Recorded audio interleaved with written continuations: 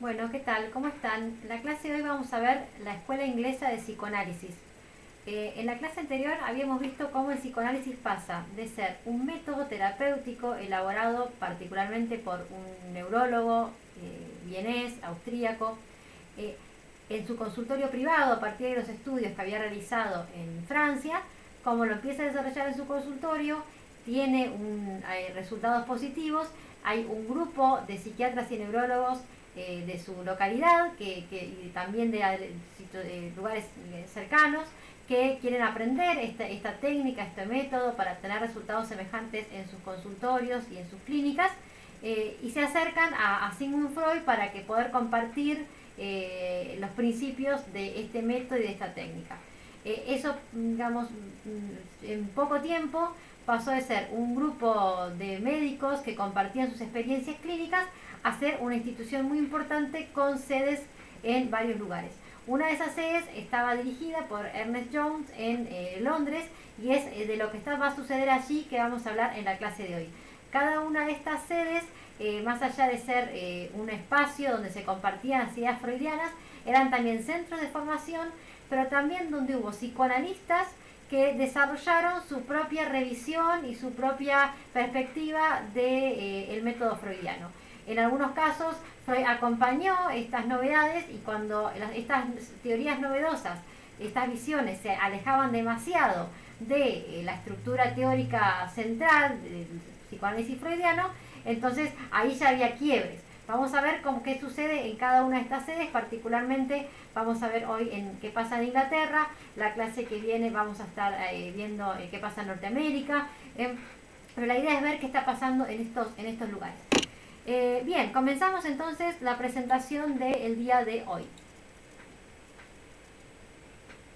Bien, escuela inglesa, el psicoanálisis en el Reino Unido. Si nos acordamos ahí cuando Ernest Jones arma esta sede psicoanalítica allá en 1913, ¿sí? Como una especie de brazo articulado que sale del comité de Viena. Miren esta foto, porque después les voy a contar qué pasa. Registren bien esas caras, parece un clima festivo, alegre, interesante. Bueno, vamos a ver esto en qué terminó. Después vamos a ver quiénes son estas personas. Bien, ¿cómo llega el psicoanálisis a Inglaterra? En primer lugar, el psicoanálisis a Inglaterra llega como literatura. Hay un grupo de intelectuales que son estudiantes relacionados con la Universidad de Cambridge que van a juntarse en un club privado de lectura, algo muy común en la época. De hecho hay películas sobre este tipo de grupos, que se van a juntar a leer literatura alternativa a lo que se enseña en la universidad, y dentro de esa literatura alternativa se chocan con textos freudianos. El grupo de Bloomsbury fue un grupo muy importante. De hecho hay gran parte de los pensadores, ¿sí? y digamos figuras intelectuales reconocidas en el medio, dentro de su grupo. Van a ir a ver, están los nombres, Virginia Woolf, el marido, por ejemplo, porque todavía no era Virginia Woolf porque no estaba casada, un economista, ¿sí? muy famoso, y sobre todo quiero que registren a los hermanos Strachey. ¿Por qué? Porque, bueno, si el grupo es mucho más mayor y es un grupo muy conocido, de hecho hay algunas documentales sobre este tema, lo importante es que este grupo lee los textos de Freud, que no son médicos, no son psiquiatras, no lo leen con un fin clínico, sino con un fin literario. Van a traducir la obra de Freud del alemán al inglés y lo van a editar. Entonces eso fue muy importante, porque fue la acción de este grupo lo que posibilitó las primeras obras de Freud en lengua inglesa, lo que eso ayudó a la difusión de la obra freudiana.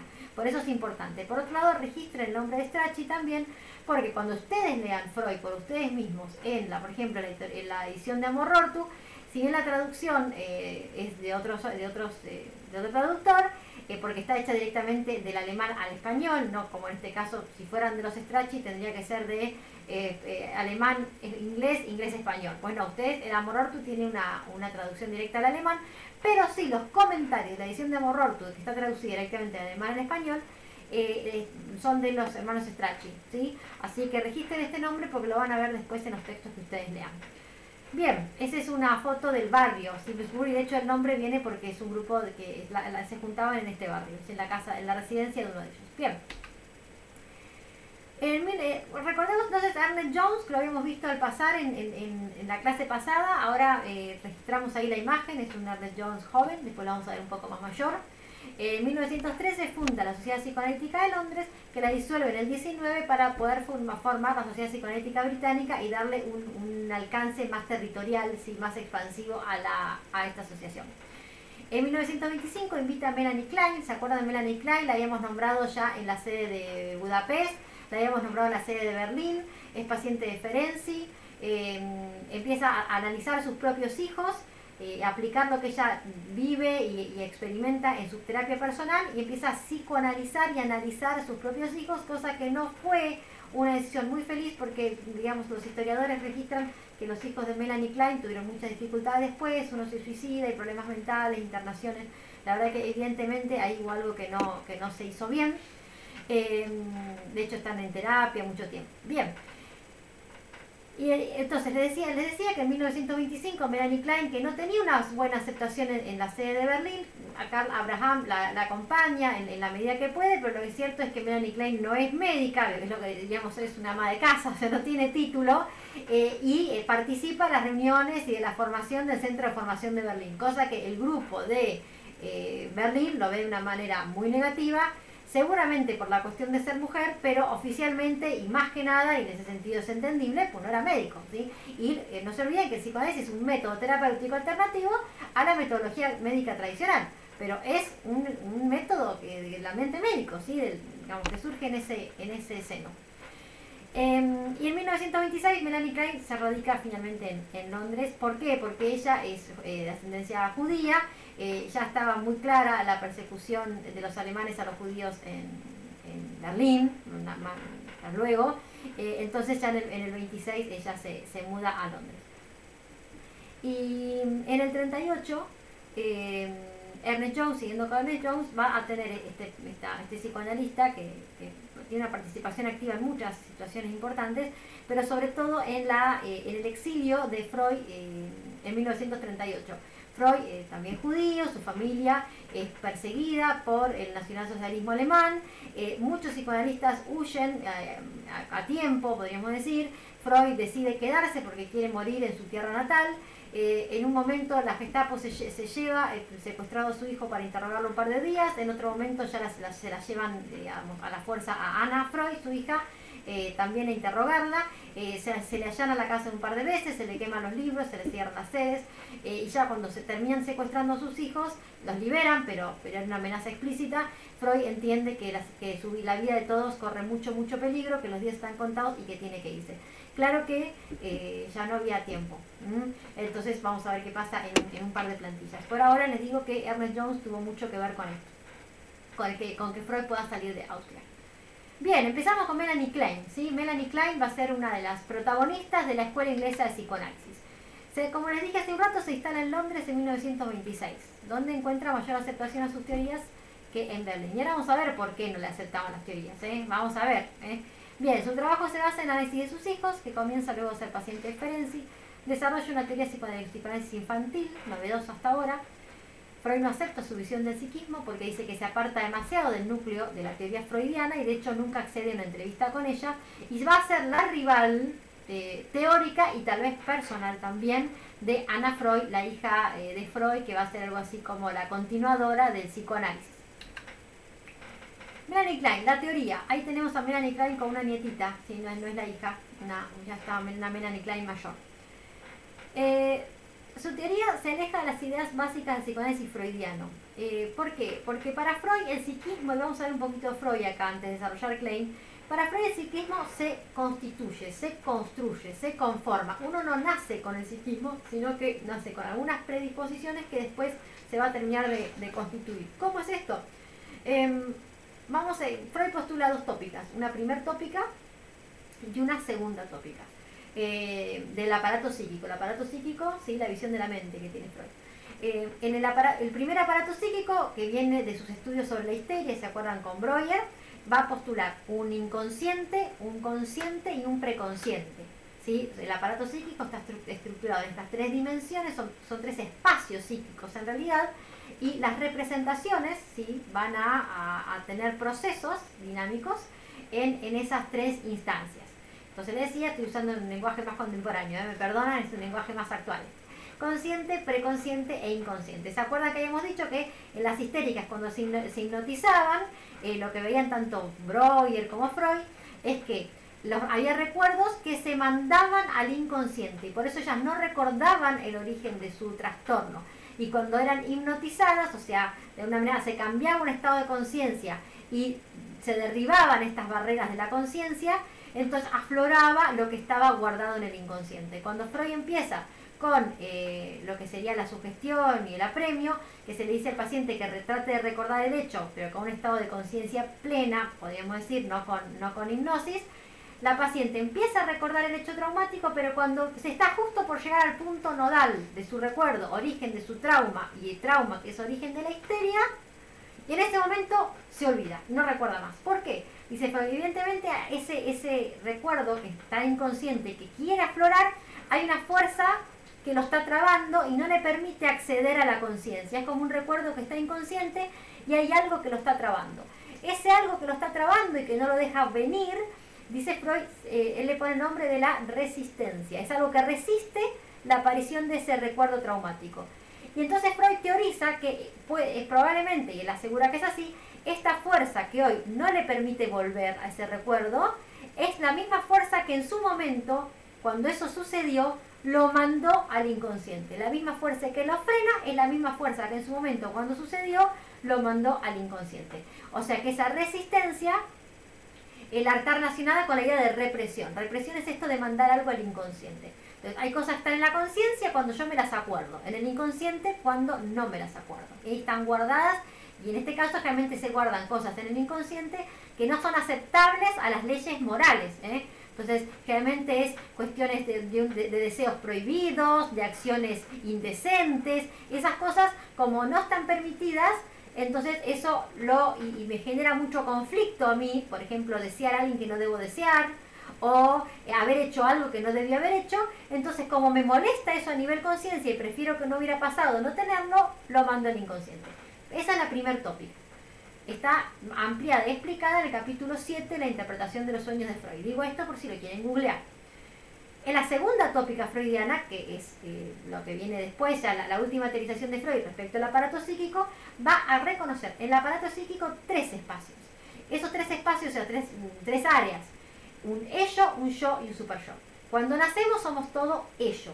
¿Qué significa el ello? Somos todo pulsión, somos todo impulso, instinto, todo lo que tiene que ver con una naturaleza que nos impulsa a tener todo lo que querramos ya y ahora y de cualquier manera, ¿eh? Por eso los bebés al mínimo dolor gritan y al mínimo sensación de hambre lloran, porque eso es ello, ¿sí? Y a la mínima sensación de dolor se irritan porque es todo ello. Me gusta dar el ejemplo, y eso lo hago mucho en las clases presenciales para dar este tema, el tema de los callos. ¿Vieron los chicos y chicas que tocan las guitarras, les salen callos a veces en la yema de los dedos, o la gente que toca percusión en las palmas de las manos, o también utilizar ciertas herramientas de madera como un hacha o una escoba durante mucho tiempo? Eso genera callos en las manos, ¿sí? Herramientas, ¿sí? ¿Por qué? Porque la piel, que es sensible en el roce y en el estrés que le genera el roce con ese instrumento, con esa herramienta, la piel se engrosa como una defensa, y solamente no en toda la mano, sino solamente en esas áreas que tienen contacto con eso que la estresa, con ese estresor. Bien, me gusta pensar el aparato psíquico así cuando hablo de la segunda tópica freudiana, que hay un ello, que es la manera en que nacemos, que necesitamos todo ya, y clama por una satisfacción inmediata, dice Freud en un momento. En la interacción con el ambiente, ese ello, no es decir Freud, es un ejemplo mío, como que le sale un callo psíquico, a mí me gusta, ¿no? Hay una zona, dice Freud, del ello que se erosiona, podríamos decir, con la interacción con el ambiente, porque el bebé quiere comer ya, pero la mamá demora 10 minutos, y tiene frío ya, pero tarda 20 minutos en abrigarlo, y quiero el juguete de mi hermano ya, pero es de él y me lo tengo que aguantar, y quisiera meter el dedo en el ojo, pero no puedo. Entonces todo lo que en esa interacción con el ambiente que me va frustrando y que tengo que contenerme, entonces ahí aparece un área que controla, que media ese yo desaforado, que es el yo, que es un área, es como si fuera una selva, imagínense una selva muy, muy salvaje. Hay un área que la voy a talar voy a quemar y voy a sembrar, ¿sí? Es como que hay una parte que está civilizada. Bueno, el yo viene a ser una parte civilizada, ¿sí? Del ello, que surge en la interacción con el medio. Luego de cuando uno atraviesa las 3 etapas, digamos, de desarrollo, que son la etapa oral, la etapa anal y la etapa fálica, que finalmente va a ser el complejo de Edipo, todos los humanos atravesamos, ¿sí? Estas 3 etapas, y finalmente, para la edad escolar, entre los 5 y 6 años, tenemos un aparato psíquico conformado. Al atravesar esta última etapa, que es el complejo de Edipo, famosísimo, postulado en Freud, después lo googlean, complejo de Edipo en Freud, al atravesar esta etapa, que es en la interacción del niño con sus figuras parentales, madre, padre o quienes estén encargados de la crianza, en esta etapa, en esta dinámica, lo que sea en esta etapa, se va a terminar de, por identificación, incorporar, ¿sí? Y por identificación, el super yo. ¿Qué es el super yo? Las normas externas. Las normas externas, Por ejemplo, cuando uno es chiquito y quiere robarse el juguete del vecino, dicen, no, eso está mal, y no lo hago porque me lo dicen, pero yo quisiera. Cuando uno tiene 9 y 10 años no lo hace porque sabe que está mal. Un nene pequeño que puede querer meter el dedo en el ojo al hermanito, bebé, pero ya después no lo hace a los 11 porque sabe que eso está mal, no porque se lo digan. Entonces, eso que cuando era muy chiquito, a los 3, 4, me lo decían de afuera, después de los 5 o 6 años, por identificación, lo internalizo. Y esa ley es parte de mi aparato psíquico, es parte de mí. No lo hago porque yo creo que está mal, porque lo siento así. Es entonces que de este ello, que en su momento, que por interacción con el ambiente apareció un área que es el yo, luego al final ya de estas 3 etapas, del complejo de Edipo, aparece el super yo, que es esta área que tiene las normas externas internalizadas por medio de la identificación. Esta salida del complejo de Edipo me va a dar también una serie de cuestiones como la estructura psíquica, estructura del psiquismo y determina la elección de objeto, hombre, mujer, ambos, etc. Bien, o sea, la elección sexual que voy a tener, que después de alguna manera se va a terminar de cerrar esto en la adolescencia.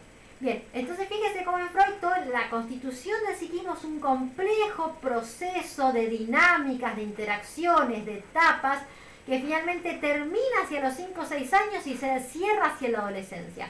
Largo, procesual y de interacción, dinámico. Melanie Klein, lo que ella postula es que el psiquismo ya, cuando nacemos con el psiquismo, con un psiquismo conformado, con un super yo muy sádico, con un yo sufriente, tenemos con un ello desaforado, nacemos con un aparato psíquico armado. A diferencia de Freud, que dice que esto ocurre a los 6 años o posterior, para Melanie Klein aparece el primer instante de vida. Bueno, acá ya hay un quiebre muy fuerte con la teoría freudiana. En el juego del niño va a ser equivalente a la asociación libre del adulto, eso buscan la asociación libre en las clases pasadas, y la terapia va a consistir en pasar de una posición a otra. Vamos a ver ahora qué significa la cuestión de las posiciones. Los bebés, todos nosotras, transitamos 2 posicionamientos, 2 posiciones durante nuestro desarrollo a partir de que nacemos. Cuando nosotros nacemos tenemos una angustia que es innata, que es biológica, que es intrapsíquica, muy fuerte. Es una angustia de muerte, una angustia de aniquilación, una angustia agresiva. Nacemos con una tremenda carga de angustia. Pero esta angustia es una angustia de muerte, de morir, de ser aniquilados, de ser destruidos. Es tan intolerable esta angustia que ¿qué hacemos nosotros cuando no toleramos algo? Lo proyectamos en otro, lo mandamos para otro. Como ya no me gusta algo, me lo saco de encima. ¿Sí? Cuando no me gusta algo que tengo que es feo, me lo saco de encima. Y el bebé hace esto, por el medio del mecanismo de la identificación proyectiva, el bebé se saca de encima esto, lo pone afuera. ¿Y qué lugar tiene para poner esta angustia de muerte, de aniquilación, de depredación? Lo más cercano y lo único que tiene, que se está relacionando el bebé desde el primer momento de vida, es el pecho. Así que va a colocar toda esta angustia en el pecho. Y toda esta angustia de muerte, esta angustia de aniquilación en el pecho. Claro que ahora este pecho, que está cargado por todo eso que él por identificación le proyectó, ahora este pecho, ¿cómo se le va a volver? Persecutorio, porque él puso todo lo malo en este pecho. Y ahora este pecho está cargado de todo lo malo, pero está cargado porque él se lo puso.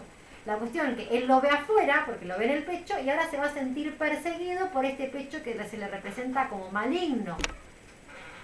Ahora, lo que es cierto que con este pecho, que va a ver como un pecho malo, también hay momentos que el pecho lo satisface y lo llena de sensaciones placenteras.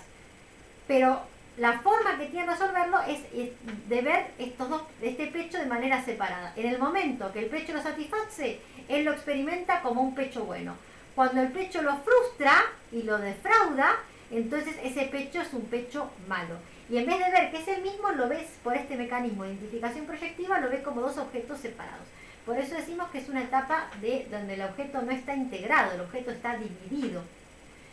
Con el objeto malo él va a tener rivalidad. Él se va a sentir perseguido por este objeto que él de alguna manera fabricó, porque proyectó lo propio de él ahí.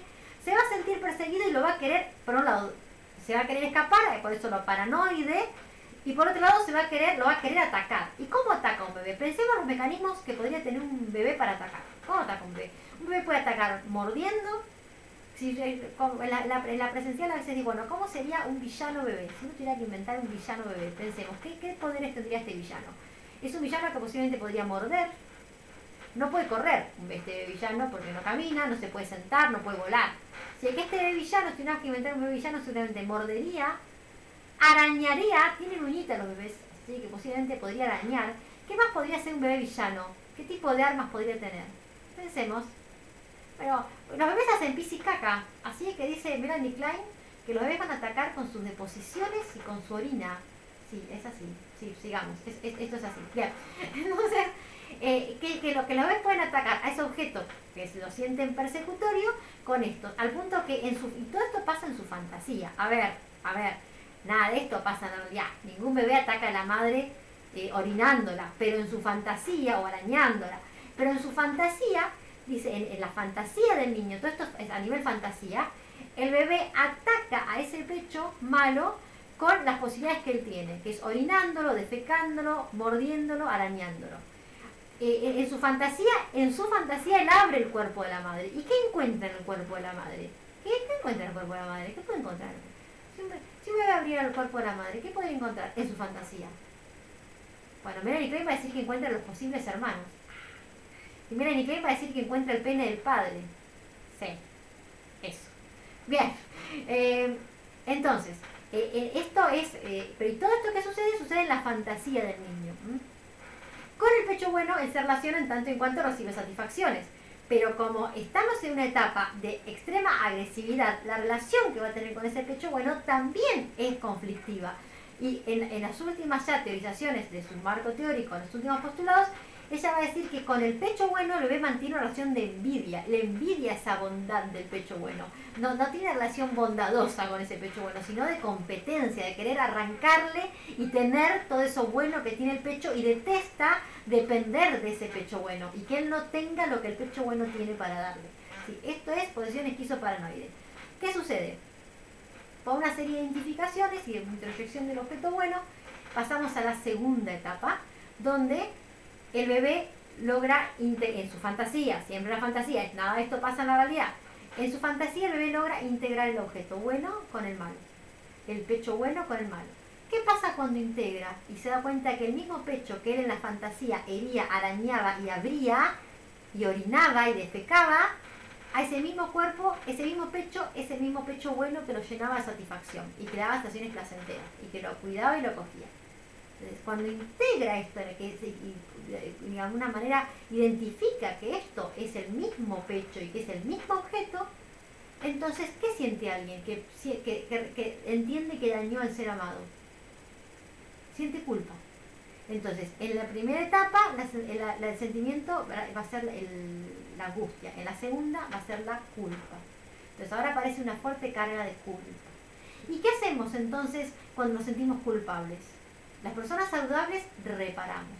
Entonces, es el ramo de flores, no te lo vuelvo a hacer nunca más, es la caja de bombones, es el regalo, te hago una gauchada, ¿qué puedo hacer por vos? Estoy a disponibilidad, avísame cualquier cosa que necesites, gracias por encontrarme el perro, gracias por hacerme esto, gracias por regarme las plantas, te traje alfajores, me regaste las plantas, Entonces, siempre es esta cuestión de reparar, de que bueno, yo creo que te saqué algo, bueno, acá te lo reparo, que a veces no alcanza, porque el otro no reconoce la reparación, pero nosotros tenemos la necesidad de reparar cuando sentimos culpa, más allá de la aceptación de esa reparación que haga el otro. ¿Sí? La típica es, ya sé, si no querés no me perdones más, pero aceptame esto. fui un boludo, perdóname, pero aceptame esto. Bien, entonces, son posiciones y no fases, porque no es que nosotros pasamos a los 0 a 3 meses una, entre los 3 y los 6 la otra, a los 6 meses abandonamos la depresiva y nunca más. Las personas saludables nos quedamos instalados en la posición depresiva. Y las personas no saludables se quedan instaladas en la posición más primitiva, que es la esquizoparanoide. Y esto lo vemos en los adultos. Evidentemente, para que un hombre le pegue a su novia, a su esposa, a la madre de sus hijos, a su compañera, a su concubina, y la dañe y la lastime, cuando esa mujer, cuando esa persona es, digo objeto en el sentido freudiano, no en el sentido de objeto de cosa, es objeto de su deseo, que es cuando es digamos, una persona con que tiene satisfacción sexual, erótica, romántica, emocional, sentimental, y la puedo dañar, y puedo dañar ese cuerpo, y puedo lastimar, evidentemente lo que hubo ahí fue una separación. O sea, si yo estoy dañando a quien supuestamente amo y quien supuestamente me atrae físicamente y que me gusta, digamos, lo natural no es poder dañarlo. Si lo puedo dañar es porque yo lo que hice fue separar. La que estoy dañando y la que estoy lastimando no es la misma la que amé, la que amo, la que me gusta. Entonces ahí lo que hay es un mecanismo muy primitivo de identificación proyectiva. En realidad es mi propia agresividad, mi propia angustia de muerte, que en vez de resolverla, lo que hago es depositarla en ese objeto, en este caso la mujer, la compañera, la concubina, y ahora ella me parece maligna, ella me parece oscura, me parece agresiva. Como me parece agresiva, ¿qué hago? La ataco.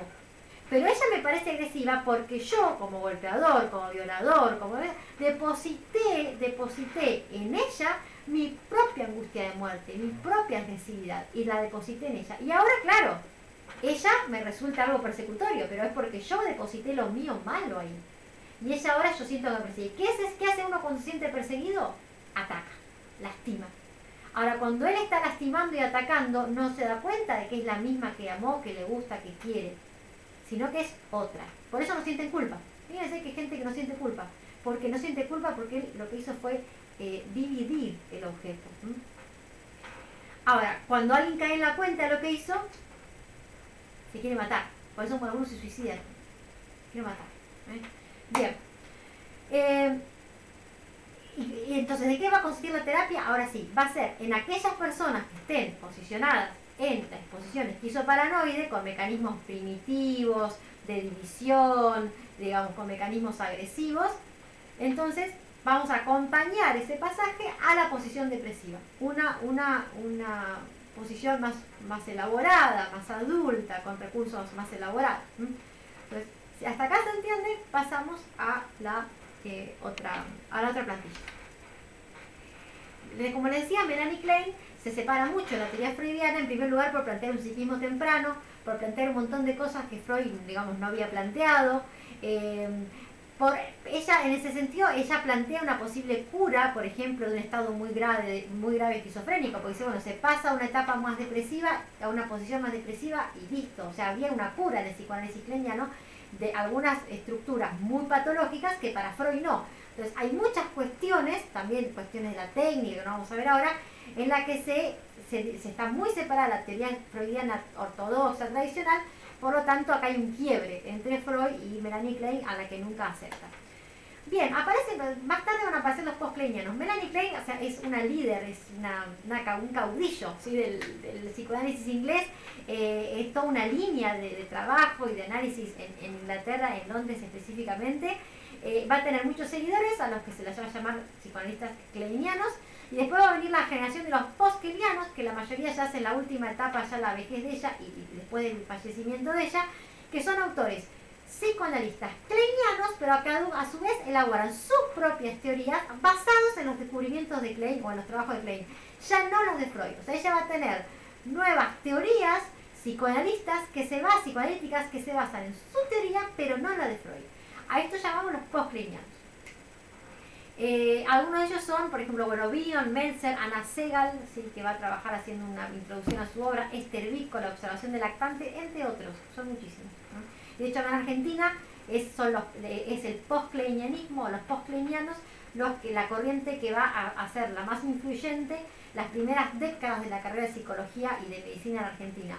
Entre los años 50, 56, que será la primera carrera, hasta el 80, la mayoría de los psicólogos y psicoanalistas médicos van a ser de orientación kleiniana.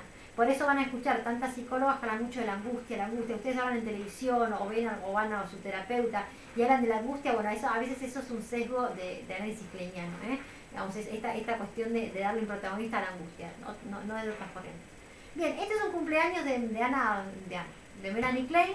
Fíjense, ahí está la señora como una emperadora, con un vestido negro y la flor, no sé si la ven. ¿Sí? Bien, al lado, de brazos cruzados muy serio, está Ernest Jones, muy amigo de ella. Después hay un señor muy alto con una señora al lado, que son psicoanalistas ingleses que por ahora no vamos a nombrar. Y al lado, pues el último de la fila que está parado, con una semisonrisa, es Donald Winnicott. Y vamos a recordar este nombre porque en un ratito vamos a hablar de él. Esto es un cumpleaños, acá son todos amigos, todavía son todos amigos. Bien, esta es la foto de la inauguración del aula, de la clase, no del aula. Y bueno, ahí la tiene localizada Melanie Klein, a Anna Freud, que va a ser su opositora. Si acá están descorchando algo, comiendo, no sé, un sanduchito, no sé qué están haciendo. Bueno, después se van a estar muy enojadas, muy peleadas una con la otra. Así que esto es ni bien llega Anna Freud a Londres. Después esto se corta, no vuelve a pasar. Último debut y despedida. Están muy enfrentadas después. Y ahí está Ernest Jones, que está un poco en el medio, en lo teórico y en lo personal. Mi sensación es que está un poco en el medio de todo, Ernest Jones. Ahí hubo un tema, estoy convencida de eso, por algunos trabajos, algunos documentos que hay. Pero bueno, ustedes después lo googlean y lo averiguan si quieren, La cuestión es que acá están los tres, todos amigos todavía. Anna Freud, la heredera del psicoanálisis freudiano. Bien, Anna Freud va a llegar en 1938 con su padre y su madre a Londres. Parte de su familia ya había llegado a Londres un poquito antes, y algunos se habían emigrado, otra área de su familia habían emigrado a Estados Unidos. Las hermanas de Freud habían muerto, habían sido ejecutadas en campos de concentración, varios familiares de su familia de origen también. Así que la decisión de Freud fue tardía, pero inequívoca. Freud no quería morir en otra tierra que no fuera la suya, quería quedarse en su tierra natal, sabían que eran sus últimos años, tenía un cáncer muy avanzado y no quería irse de su país. Lo cierto es que la persecución del nacionalsocialismo a los judíos se fue agravando con el tiempo, algunos se fueron antes, como Melanie Klein, pero para cuando Freud decidió irse, y lo hizo porque habían secuestrado a su hijo, la Gestapo lo había interrogado, y luego, un par de días después, a la propia Ana, que era muy joven, una chica joven, también la Gestapo la había llegado, la había tenido un día entero secuestrada para interrogarla, habían quemado sus libros, allanado su casa un par de veces. Ya luego del secuestro de sus hijos se dio cuenta que la vida tenían los días contados y que realmente sus hijos y él mismo peligraban mucho. Decide irse. La cuestión es que no fue tan fácil porque estaban ya cerradas las fronteras, era un poco tarde, ya a esa altura, en 1938, nadie podía irse de Alemania, de Austria, mucho menos los judíos, que estaba en una persecución explícita y abierta. Así que necesitó de los contactos de amigos muy importantes que tenía para poder resolver la situación. Ernest Jones fue uno que trabajó en la embajada en Londres y se ocupó de conseguir alguna documentación y la posibilidad de que Londres, que Inglaterra lo acogiera. Y por otro lado, Marie Bonaparte. A Marie Bonaparte la vamos a volver a nombrar en un ratito y la vamos a volver a nombrar en la próxima clase. Marie Bonaparte es la señora muy elegante que tiene ahí un tapado de piel negro y una capelina. Marie Bonaparte es descendiente directa de Napoleón Bonaparte, si no me equivoco es nieta o bisnieta, no sé si es tercera o cuarta generación, muy vinculada a la aristocracia y a la realeza europea.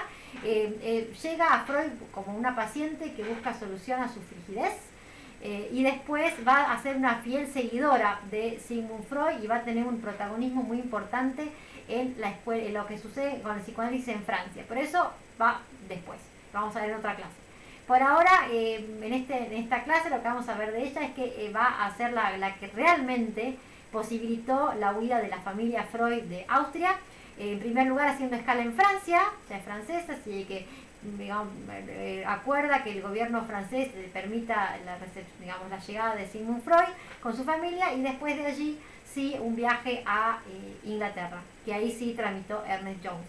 En esa foto que está con Marie Bonaparte es justamente cuando llega a Francia, y en las otras dos fotos es cuando está llegando en tren a Londres. con su hija Ana. En ambos casos, no sé si ven que está Ana acompañándolo. Marie Bonaparte, mire, les voy a contar una anécdota antes de seguir a la otra plantilla porque me parece interesante. No sé si conocen los que han visto la serie The Crown en Netflix, la historia de la reina de Inglaterra y esas cuestiones. Bueno, la reina de Inglaterra, Isabel II, está casada con el duque de Edimburgo. En uno de los últimos capítulos de The Crown aparece la madre, ¿sí? Que es una princesa rusa, de ascendencia rusa, pero también tiene ascendencia inglesa, que es monja. Bien, ¿por qué les cuento todo esto? Porque Marie Bonaparte es tía directa del duque de Edimburgo, o sea, del esposo actual, vivo todavía, de la reina Isabel II. ¿Y por qué vengo a todo esto? Porque es Marie Bonaparte la responsable de que a la madre del duque de Edimburgo, esta princesa de Grecia, de Grecia porque es por su marido, que es, digamos, de la realeza griega, se la interna en un hospital psiquiátrico, un asilo psiquiátrico en Suiza.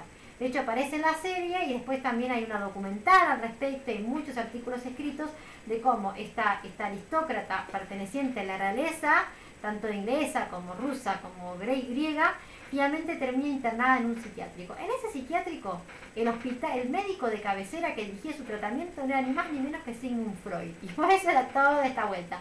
Porque fue Marie Bonaparte, la que ven ahí, tía del duque de Edimburgo, la que va a gestionar, en primer lugar, la internación y en segundo lugar el contacto con Freud para que Freud personalmente sea el médico de ella, de la princesa Ana.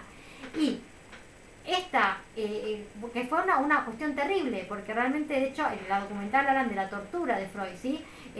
Ana tenía, la princesa, la madre del duque de Edimburgo, tenía delirios místicos eróticos y lo que le hacen en el asilo por donde Freud es electroshock, del electroshock ese que la gente convulsiona, que es como una especie de electrocución, y que realmente eran torturas, sesiones larguísimas que cuenta que eran realmente torturas, y lo que se hizo fue de alguna manera atrofiar sus ovarios por medio de radiación, ¿sí? Rayos, por medio de radiación directamente a sus ovarios para disminuir el deseo sexual, lo que le generó una menopausia a muy temprana edad con problemas de salud gravísimos de por vida.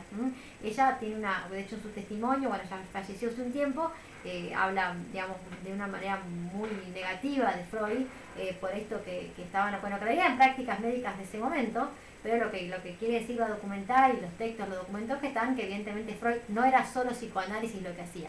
En este caso, o sea que Freud también siguió, y de hecho hay otros documentos también que lo acreditan, Freud, más allá del desarrollo del psicoanálisis, siguió como neurólogo, como psiquiatra, neurólogo es el título, pero hacía tareas de psiquiatría, siguió ejerciendo también y aplicando los métodos tradicionales de los que hemos hablado en alguna otra clase. Es un poco como para que ustedes sepan, está todo esto en distintos artículos, distintos documentales por internet, hay un montón de información. Bien, Ana Freud, acá estamos, ingresa a la Sociedad Psicoanalítica de Viena a los 27 años, en 1922. ¿Se acuerdan cuando hablamos de la Sociedad Psicoanalítica de Viena, que comienza con esa tertulia de los miércoles? Bueno, ella asistió a la tertulia de los miércoles a los 14 años, o sea, que prácticamente ni bien comenzó esa reunión, ella asistía. Es por eso que de muy joven ya se le acepta la pertenencia, no siendo médica, pero bueno, ella había concurrido y había tenido toda la formación psicoanalítica desde adolescente. Va a asistir al servicio de psiquiatría del Centro Hospitalario de Viena y ahí va a conocer a Hartmann, a Heinz Hartmann. Por favor, recuerden este nombre, porque lo vamos a ver la próxima clase. Heinz Hartmann, ¿sí? Por favor, recuerden, lo vieron acá. Va a tener una relación muy linda con Ana Freud, una amistad, digamos, teórica. Con Ana Freud no se tenía otro tipo de relación. Una amistad, digamos, teórica e intelectual, pero va a traer una consecuencia muy importante después en el desarrollo de Hartmann. Con Max Huntington, y lo habíamos nombrado en esta primera camada de psicoanalistas de la primera ola, tiene una especie de análisis, pero en realidad su analista personal era el propio Sigmund Freud, lo que bueno, hoy genera cierta controversia porque no se puede ser, digamos, el analista de los hijos. En 1924 ocupa el lugar de Otto Rank. ¿Se acuerdan que Otto Rank era el secretario de la sede del comité en Viena? Y en 1925 es designada secretaria del Instituto Psicoanalítico de Viena. Ella va a recibir nuestros anillos de oro. ¿Se acuerdan que le dije que este comité se le llamaba el círculo anillo porque tenía un anillo de oro como símbolo de lealtad? Bueno, ella va a recibir nuestros anillos, no en 1913, que era casi una niña, pero ya a esta altura, cuando ella ingresa en el lugar de Otto Rank, ella va a recibir un anillo de oro de la primera camada.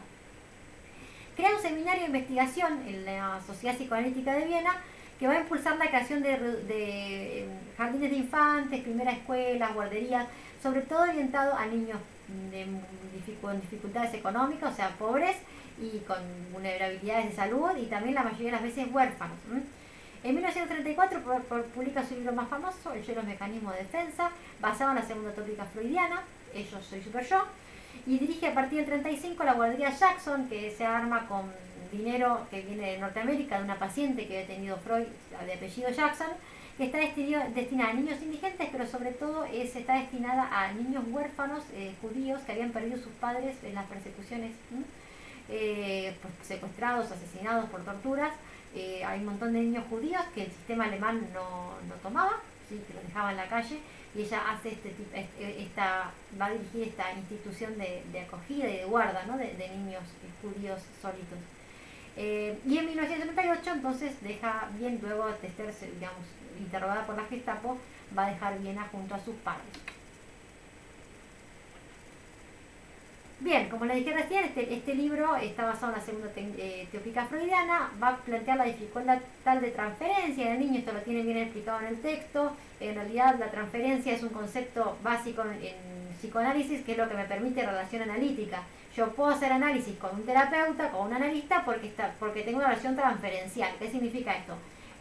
Vínculos con adultos significativos de mi infancia, yo los transfiero a la figura del analista. Por eso lo que me dice el analista va a ser significativo para mí, porque en realidad no me lo dice el analista, que es alguien que no conozco, sino que me lo dice alguien a quien yo concedo mucha confianza, que seguramente será una persona de mi entorno cercano, de mi temprana edad.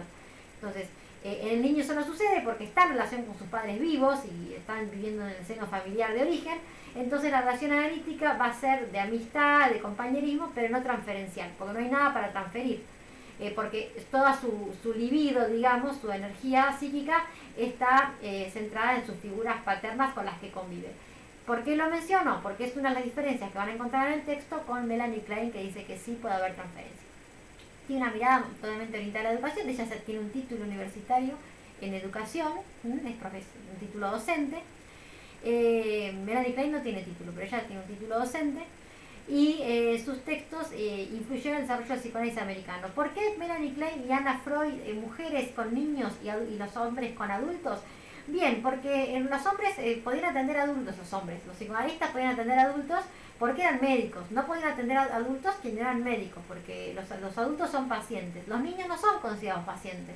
Entonces no se ve la necesidad de ser médico si un niño no es un paciente es un adulto. Entonces con el niño lo que estas psicoanalistas hacen se ve más como una cuestión educativa que analítica o terapéutica.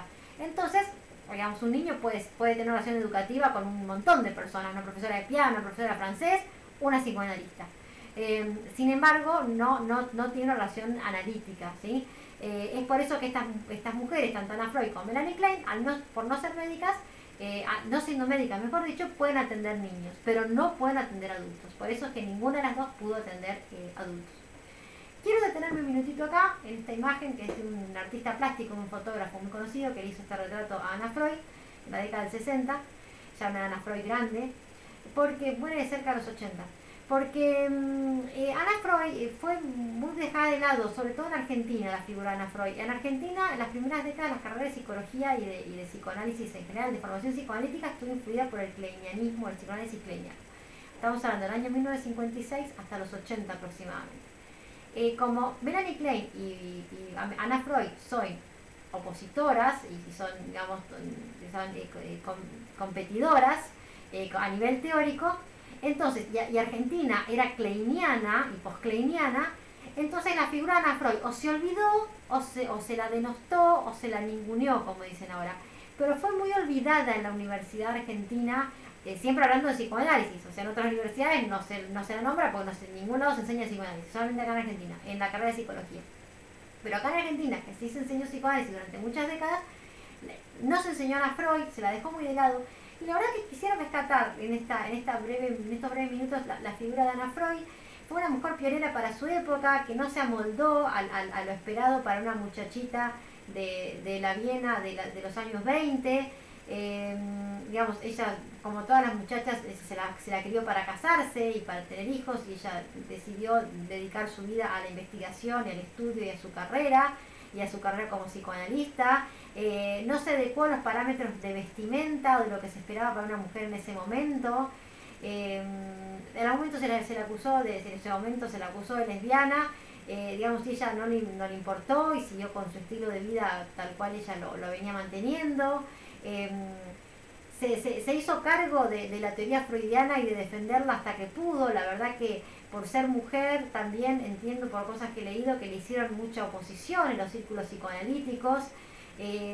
La verdad es que fue una mujer que fue una luchadora por la teoría y hizo una tarea humanitaria muy grande. Realmente toda la tarea profesional de ella estuvo ligada siempre a los niños en situación de vulnerabilidad, a los niños indigentes, a niños huérfanos, con una tarea que no tenía fines de lucro.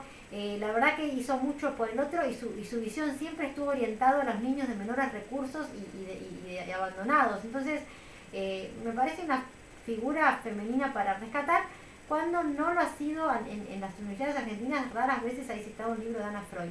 Así que nada, quería hacer este pequeño paréntesis de la clase, porque realmente en mi formación tampoco tuve nada de ella, y la verdad que me pareció, a medida que empecé a investigar, me pareció una figura más que interesante.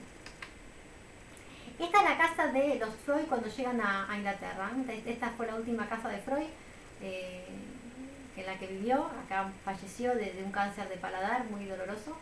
Así que quería mostrarles, esta es la última residencia de Sigmund Freud, y su museo ahora. Grupo independiente. Con esto ya vamos llegando a la última parte de la clase. Aparece la figura de Donald Winnicott. Donald Winnicott, ¿se acuerdan que lo vimos en una foto hace unas plantillas atrás? Bien, con el cumpleaños de Melanie Klein. Bien. Este Donald Winnicott, en 1935, es un médico pediatra que ya es un psicoanalista que forma parte de la Asociación Psicoanalítica Británica. En 1940 en 1935 empieza a supervisar con Melanie Klein unos casos de sus pacientes niños. En el 40 Melanie Klein le pide que analice a su hijo Eric. ¿Se acuerda que le dije que tenían problemas los hijos de Melanie Klein? Y por otra parte, ella va a ser la analista de la esposa de Donald Winnicott, así que hay una relación ahí medio cruzada. A causa de rivalidades teóricas, en el 46 la Sociedad Psicoanalítica Británica va a tener 2 ciclos de formación. O sea, si vos eras psicoanalista y querías formarte en esta Sociedad Psicoanalítica Británica, tenías que elegir alguno de los 2 ciclos. O elegías pertenecer a la formación freudiana, o a la formación kleiniana. Esto no era solamente una elección de curso o de comisión, sino que había fuertes enfrentamientos teóricos, disputas muy importantes entre los 2 grupos. Realmente estaba quebrada la sociedad británica, y en un claro enfrentamiento entre anafreudianos y kleinianos, entre Ana Freud y Melanie Klein. La joven Ana Freud, heredera del psicoanálisis clásico, y la rebelde Melanie Klein, que planteaba todas estas ideas tan alejadas del psicoanálisis ortodoxo. Quienes decidieron no acomodarse en ninguno de los 2 grupos y tratar de mantener una postura neutral fueron muy pocos, y a los que se llamó grupo independiente o middle group, grupo al medio. El líder o la figura más representativa de este grupo al medio va a ser Donald Winnicott, que después se separa de Melanie Klein por divergencias teóricas. Con Ana Freud va a tener relación neutral, pero con Melanie Klein en su momento fue una amistad muy fuerte, y después hay una pelea muy fuerte. Y fue presidente de la Asociación Psicoanalítica Británica en 2 periodos, ¿sí? O sea que además de sus tareas teóricas, que fueron muy importantes y ahora son muy interesantes, tuvo una fuerte carrera a nivel de institucional. Winnicott, ahí tenemos una foto un poco más actual. Bien, para Donald Winnicott vamos a ver la diferencia con Melanie Klein, más fuerte. ¿Te acuerdas que Melanie Klein todo sucedía en la fantasía del niño? Todo sucedía a nivel de fantasía y nada ocurría en la realidad. Y la vida psíquica del niño, la salud mental de ese niño, dependía de cómo ese bebé resolvía todos esos conflictos internos en su fantasía. Pero lo que hacía la madre, el ambiente, de ahí no sabemos nada. Melanie Klein no nombra ese tema. Todo el tiempo lo que sucede en la teoría kleiniana es lo que sucede en la fantasía, digamos, en el área intrapsíquica del niño, y cómo el niño lo resuelve por sí mismo. Esto es Melanie Klein. Donald Winnicott es médico, Y es médico pediatra y no es investigador teórico, es médico, atiende niños en el hospital, ¿sí? Es médico, un médico real. Entonces, por lo tanto, ¿qué va a haber? En las consultas de pediatría van a los niños con sus madres y va a haber esta relación entre el niño y la madre y empieza a identificar cuán importante, qué diferencias hay de distintas madres y cómo eso plantea distintas relaciones con los niños y distintas actitudes y distintos vínculos con ese niño y de distintas consecuencias. Entonces, Donald Winnicott, en lugar de centrarse en la vida psíquica interna del niño, empieza a pensar qué pasa en el ambiente de ese bebé. La salud del bebé depende de lo que pasa en su mente o de lo que pasa en su entorno, de cómo lo tratan, de cómo lo cuidan o no lo cuidan, de cómo lo quieren o no lo quieren. Entonces, es médico, es una mentalidad práctica. Él ve madres con bebés y va a pensar en la relación de esas madres con los bebés. ¿Qué es lo que ve? ¿Qué es lo que él evidencia en su consultorio en el hospital donde trabajó casi 40 años?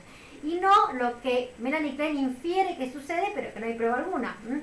Bien, solamente lo que ella infiere, que en la conducta del niño se relaciona con esa vida psíquica interna en la fantasía. Bien, entonces, ¿qué dice él? Que el bebé cuando nace tiene una dependencia absoluta de la madre. El bebé cuando nace es una indefensión total. Siempre digo un ejemplo un poco fuerte, pero no sé si conoce la figura de Stephen Hawking, falleció hace poquitos años, hace poco tiempo. Este científico, este físico inglés que tiene una enfermedad neurológica muy importante y que a causa de esa enfermedad pierde toda la movilidad de su cuerpo, aún de los músculos faciales, y solamente se comunica por movimientos oculares que registra una pantalla que la universidad diseña para él. Bien, que es una situación terrible, límite para un ser humano. Bien, los bebés cuando nacemos, todos, a veces lo digo en las clases presenciales, pero todos somos pequeños Stephen Hawking, o sea, no tenemos ningún control sobre nuestro cuerpo y sobre nuestro entorno, nada. O sea, a un bebé le duele algo y no lo puede contar, le pica una etiqueta, algo de la ropita y no se lo puede correr. Lo acomodaron mal en la cuna y tiene el brazo abajo de la espalda y no puede levantar el brazo y acomodarlo, tiene frío y no se puede arropar. Se le metió algo en el ojo y no se lo puede sacar. O sea, es una situación de indefensión absoluta, por lo que todo lo que le sucede depende de un otro. A esto lo va a llamar una situación de dependencia absoluta en los primeros meses de vida. Entonces la pregunta acá es, ¿qué sucede con ese niño en función de lo que ese ambiente haga para ese niño? ¿Quién va a ser el ambiente del niño? El ambiente del niño, el contexto del niño, en este caso es la madre o quien esté a cargo de él. Para que un niño sea saludable y su psiquismo se desarrolle de manera sana y potencial, que tenga un potencial importante en su vida y que tenga recursos psicológicos, la madre tiene que ser una madre suficientemente buena. Y una madre suficientemente buena en el mundo teórico de Winnicott implica tres cosas. Implica que sea una madre que haga una presentación del objeto, que haga holding y que haga la tarea, la función de handling. Empecemos con la del holding, que es tal vez para mí la principal. Un bebé cuando nace no se puede sostener, ni parar, ni sentar por sus propios medios. De hecho, los bebés se van pasando de brazo en brazo, de la cuna al brazo, del brazo al carro, en este caso, del carro a la bañera, de la bañera a la mesa, de la mesa, y está todo el tiempo una sensación de abismo. Imagínense que para un bebé la altura en la que los manejamos, que es el 1,5 metros, pongamos el 1,30 m, equivale a 3 o 4 veces su tamaño. Es como si nosotros estuviéramos todo el tiempo siendo manipulados en las alturas, entre balcones, a 6 o 8 metros de altura. Y esto es lo que el bebé vivencia, de estar todo el tiempo una sensación abismal y ser manipulado. Y si alguien falla en esa manipulación, el bebé muere, se cae. Es por eso los bebés tienen vértigo. Vieron, cada vez que uno los va a agarrar y sienten vértigo. Cuando los cambiamos y no tienen un apoyo cerca en la mesa, en una mesada o una cama, los bebés tienen vértigo. ¿Por qué? Porque esa sensación de abismo, de ser caídos y de ser dejados caer en un abismo, como si nosotros estuviéramos siendo manipulados a una altura de 6 metros. Entonces, lo único que puede paliar, sí, como en sentido de paliativo, esta sensación abismal de vértigo prácticamente congénito que trae el niño, es un buen sostén. Y acá está el tema del holding. Es un sostén seguro, que el niño cuando lo agarren de tal manera que no tenga miedo a caer. que lo agarren de tal manera que no tengo miedo a ser lanzado al piso. Pero que no lo agarren tan fuerte que no lo dejen respirar, que lo agarren justo, que no lo dejen caer, pero que tampoco se sienta asfixiado, porque también esto tampoco es placentero y da inseguridad. Que tenga un agarre, un calce, un agarre, un sostén, un holding justo. Ni la madre suficientemente buena está lo suficientemente conectada con su bebé para poder realizar este holding justo. Una madre que no es ansiosa, que es saludable, que tiene una buena salud mental, puede sostener a su bebé con serenidad, sin miedo a que se caiga, entonces no lo aprieta, pero sin rechazo, entonces no lo suelta, y sin inseguridad, entonces no lo deja caer. Entonces, este sostén, que es físico, real, o sea, es el sostén que hace la mamá de bebé para que no se caiga al suelo, es físico, dice Winnicott que después se transforma y que va a ser la base del sostén psíquico. La madre que sostiene psíquicamente, la madre que no deja caer al niño, la madre que dice no importa, intentarlo de nuevo, la madre que dice vamos a resolverlo juntos, no te vengas abajo, no te caigas. Y en esa madre que psíquicamente contiene al niño y sostiene al niño cuando le dice no te vengas abajo porque desaprobaste una materia, pero va con una más, bueno, vamos a volver a intentarlo, no te caigas, no te desanimes, no te me caigas a un pozo. Esa madre que sostiene el discurso y que sostiene psicológicamente es una madre que pudo sostener físicamente. Bien, después tenemos el handling, que es la manipulación. La mamá asea, limpia, viste, desviste, abriga, desabriga a ese bebé. Ese bebé no es consciente de su cuerpo ni de sus límites. Imagínense, nada, no sabe el bebé cuál es su cuerpo. De hecho, en esta etapa de dependencia absoluta hay una sensación de indiferencia, digamos, el bebé no se diferencia del cuerpo materno y de alguna manera se siente fusionado con él. De hecho, esto se ve muy claro después en la presentación del objeto. Entonces, en ese cuerpo que no manejo, porque me dejo caer, porque si me caigo, si nadie me sostiene, y que no identifico qué partes de mi cuerpo no, porque veo tal vez que a un pie lo están abrigando, pero yo no sé si ese pie es mío, si es parte de mi cuerpo, o están abrigando o parte de un muñeco que está al lado mío, porque el bebé no distingue dónde empieza su cuerpo y dónde termina, porque como no tiene control sobre su cuerpo, no lo siente propio. Entonces, esta manipulación que hace la madre del cuerpo del bebé, que lo baña, que lo sostiene, que lo abriga, que lo desabriga, que lo peina, que lo despeina, que lo seca, que lo entalca. Entonces, esta manipulación al niño lo ayuda a integrar esas partes del cuerpo, a integrar esas sensaciones y a tener una sensación de cuerpo unificado. Porque lo abrigo, lo agarro todo junto, lo toco, lo baño y todo el cuerpo se moja, lo abrigo y todo el cuerpo se abriga. Entonces, esta unificación física que hace la madre del cuerpo de ese bebé también es una integración yoica, es una integración psíquica, donde yo puedo integrar en un yo, en un psiquismo integrado, las distintas partes de mí, y me siento uno, y me siento yo. Entonces esta integración, esta manipulación física me va a permitir una integración psíquica, que también se apoya en la función materna. Y por último, la presentación de objetos. El bebé tiene hambre y mágicamente aparece la leche corriendo por su garganta. Pareciera ser, ¿no? El bebé tiene frío, apenas se queja, de pronto ya está abrigado. Tiene calor, no termina de quejarse, ya está fresco. Se siente solo y en el momento que apenas habla, de pronto está acompañado. Una madre suficientemente buena está tan conectada con el bebé que genera en el bebé la sensación de omnipotencia. El bebé siente, cuando doy las clases presenciales, doy el ejemplo, hay una publicidad, búsquenla en YouTube, por favor, de One Million, un perfume, ¿sí? Que aparece un actor muy conocido, norteamericano, que con un chasquido de dedos hace aparecer un montón de cosas divinas.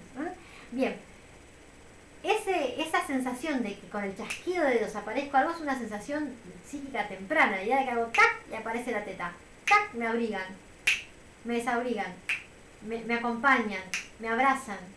Esta idea, una madre como inmediatamente atiende la necesidad del bebé, cuando aparece el bebé tiene una sensación, en la fantasía, de que él genera eso, y que cuando él quiere comer, come, de que cuando quiere abrigarse, se abriga. Lo hace la madre, pero es porque la madre está en conexión con ese bebé.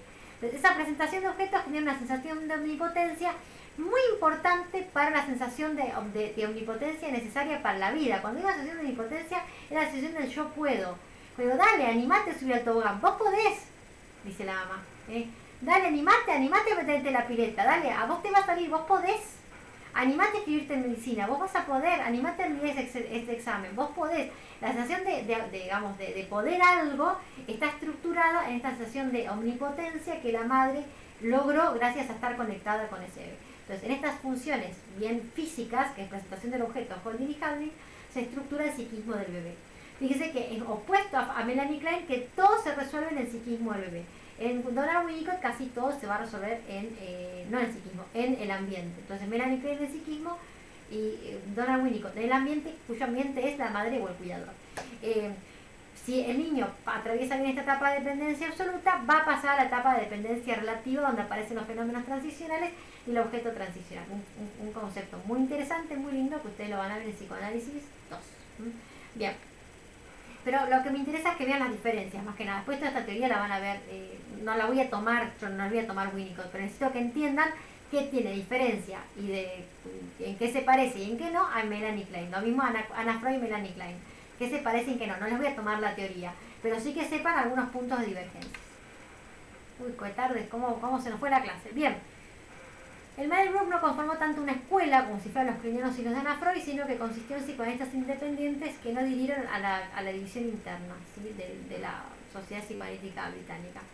Tal vez la figura más reconocida es la de Donald Winnicott, pero hay figuras muy importantes que ustedes van a ver en más de una materia, que es la de Bowlby, ¿sí?, John Bowlby, que es ese señor de suéter en la primera foto, y Michael Balin, ¿sí?, el señor de abajo de traje. Bowlby, la teoría del apego, por ejemplo. Y Michael Balin, el concepto de carencia básica. Bien, esta generación o este grupo de Mother Group, que en realidad podemos decir que empieza a armarse a partir de los años 50, en realidad es más contemporáneo los post-kleinianos que de Melanie Klein, porque Melanie Klein muere en el 60, ya en los últimos años estaba muy viejita, así que en realidad es un grupo que se forma ya estando Melanie Klein viva, pero en realidad van a ser la competencia de los post-kleinianos y no de Melanie Klein propiamente dicho. Bien, para cerrar entonces, nos llevó 1 hora la clase, bastante más larga que otra, pero bueno, esta explicación de las escuelas lleva tiempo. La próxima clase va a ser igual, va a ser escuela americana y va a ser igual. Bien, entonces, para que nos cerrar esta clase, tenemos escuela inglesa de psicoanálisis, finalmente, más allá de las cuestiones cronológicas, la tenemos dividida en 3 grupos. Kleinianos, anafreudianos en primer lugar, años más tarde, los kleinianos van a ser los post-kleinianos, porque Melanie Klein no va a estar más. Y aparece hacia los años 50 el grupo independiente. Finalmente, el resultado final de todo esto es, digamos, el reconocimiento, la identificación de 3 divisiones dentro de la Escuela Inglesa de Psicoanálisis. Consejo para estudiar: copian este cuadro en la carpeta y lo integran con todo lo que vimos en esta clase. ¿Quiénes son los kleinianos? ¿Quiénes son el grupo independiente? ¿Quién es Anna Freud? ¿Qué piensan los kleinianos? ¿Quién piensa Anna Freud? O sea, yo les recomiendo, para estudiar este tema, arman este cuadro en carpeta y lo completan con los contenidos de esta clase. El material lo voy a dejar también subido al aula, y lo voy a dejar anotado abajo. Bueno, nos vemos en la próxima clase. Que estén muy bien. Cerramos ahora la grabación. A ver qué me aparece. Ahí estamos. Ahora sí, nos vamos. Chau, chau. Hasta la próxima.